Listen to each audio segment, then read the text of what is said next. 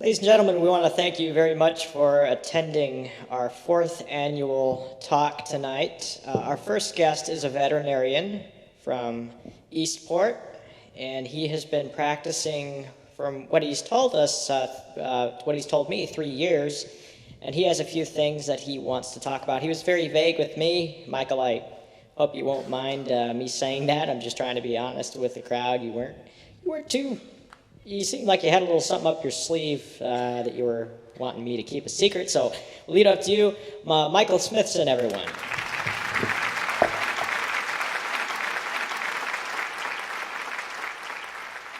I want to thank you all so much for coming out tonight. I know the streets have not been as clean as they usually are.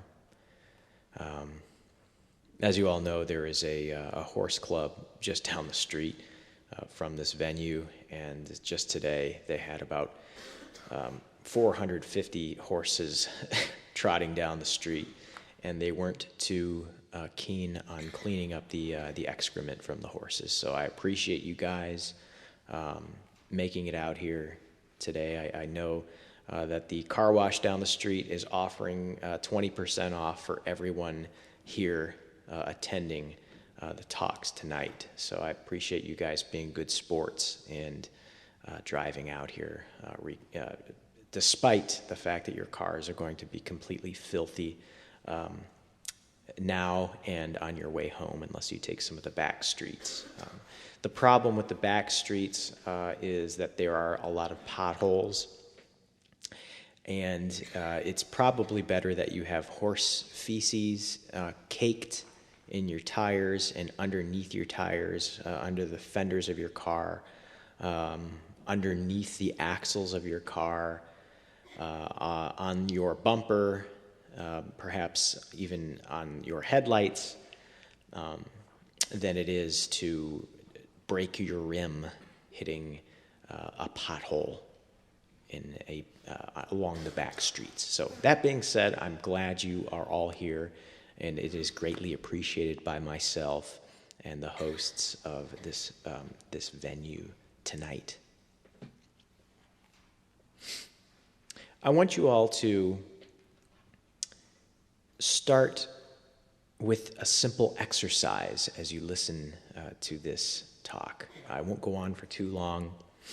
I promised everyone I would keep it brief, as my talks have been known to many as controversial, as unfortunate as that may be. I want to encourage you to look to your left, look to your right. This will be a quick exercise, and we'll move on from there.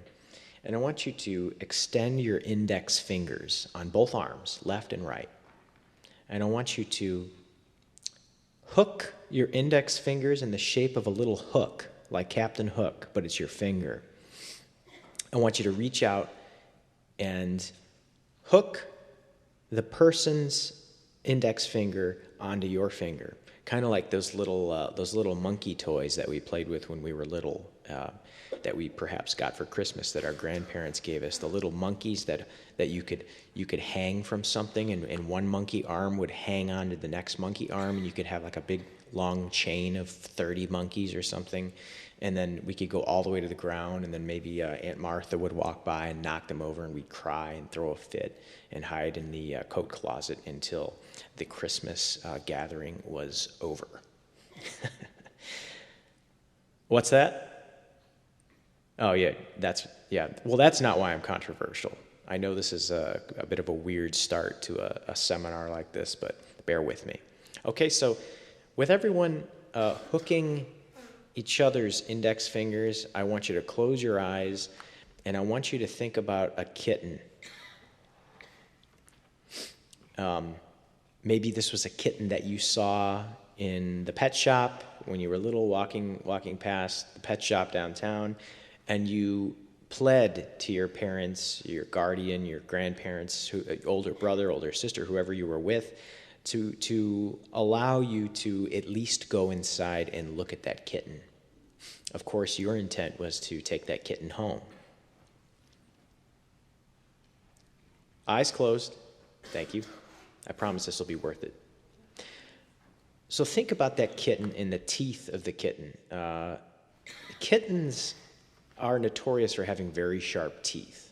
But the interesting thing is, it evens itself out because although a kitten's teeth are in fact sharper than an adult cat's teeth, the kitten does not have the developed jaw to induce a lot of pain or pressure, as it were. So you can be bitten by a kitten, and it's not going to hurt that bad at all because although the teeth are sharp, as I just mentioned, the kitten does not have the muscle composition yet at its early age to inflict injury on your finger or your hand when it's playing, particularly when it's playing. There are some kittens out there that are very aggressive and bite with not the intent to play, but the intent to inflict injury as to protect itself or to show aggression and dominance. That's more rare.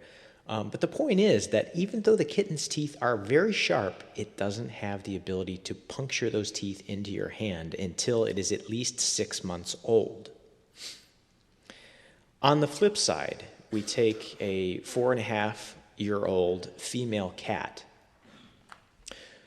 who is perhaps protecting her nest, as it were. Maybe she just gave birth to a litter of 6 kittens, and she's very aggressive because all mothers are very protective of their young.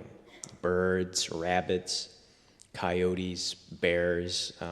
Oftentimes when people get into trouble with wild animals and they are attacked and their death may even occur, it's because someone encroached on the territory where there are young animals with their mother, and the mother is protecting those younglings. So say we reach in and we try to pick up a kitten. We go behind the barn and we see there is a female cat and she has her litter of 6 kittens. We reach in and, oh, how cute. Look at that sweet little kitten. We just want to pick it up, give it a kiss on the nose, and set it back down. That's all we're really wanting to do. Maybe we're having a bad day. We just went through a bad breakup, a divorce, whatever. Maybe our kids ran away from home and said they didn't love us anymore. We want to feel a little furry animal in our arms to just kind of ease our pain.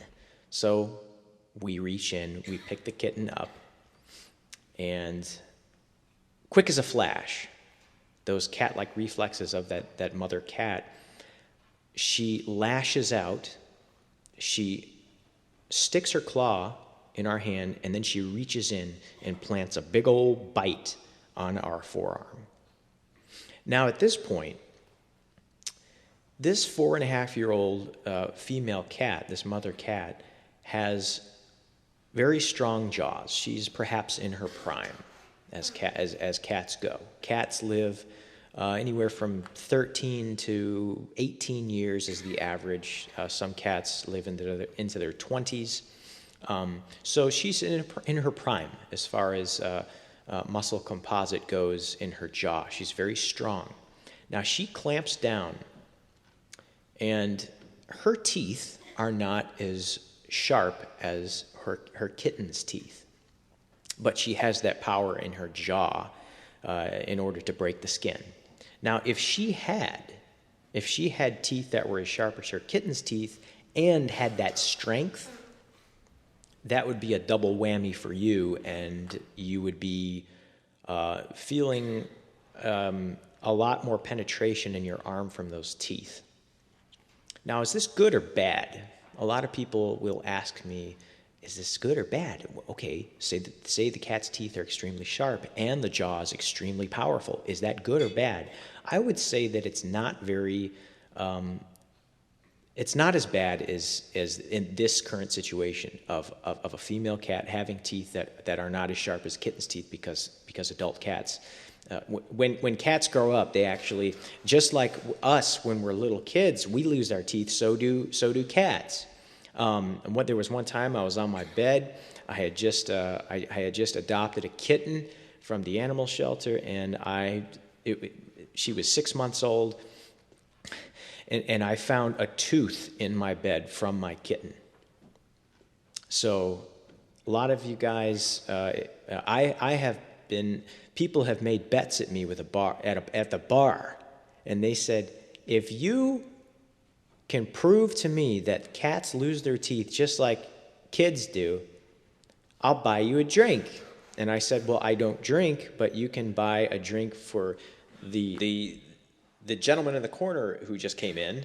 He was here last week, and he ordered a drink, and then at the end of the day, he couldn't pay for it because it turns out he lost his job 2 or 3 weeks ago, and I think he was working for, it was like a small retail electronics store, and people would bring computers and stuff in there, and they would actually, they had like MacBook Pros, they had, excuse me, give me one moment here.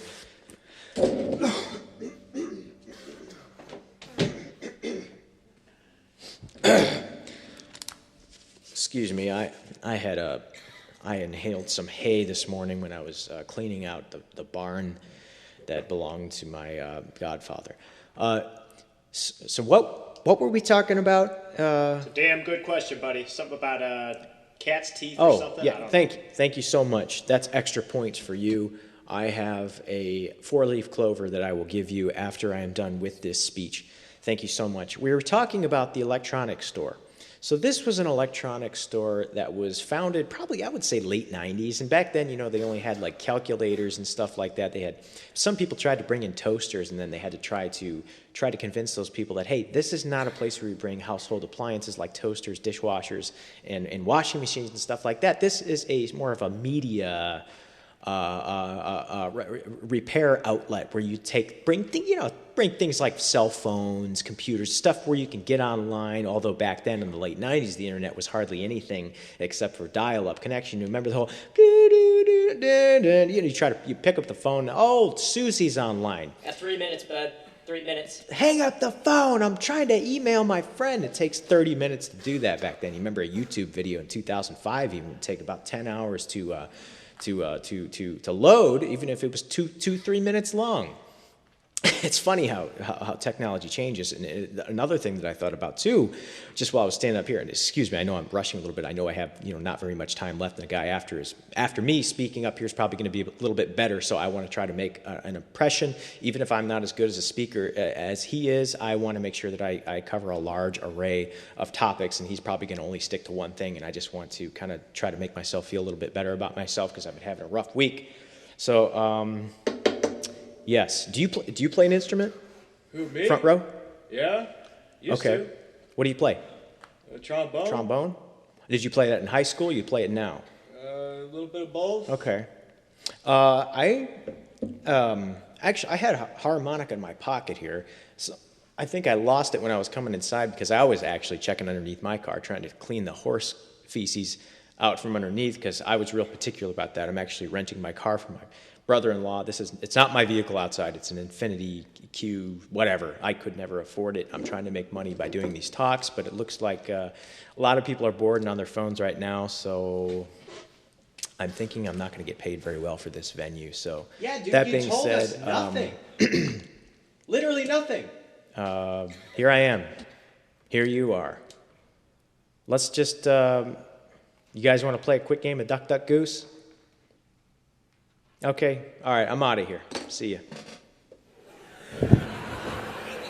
Okay, thank you, Michael. Appreciate that.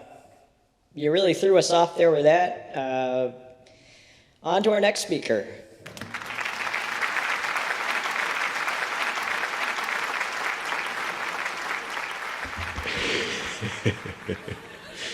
What did we just put ourselves through? That last gentleman absolutely sucked.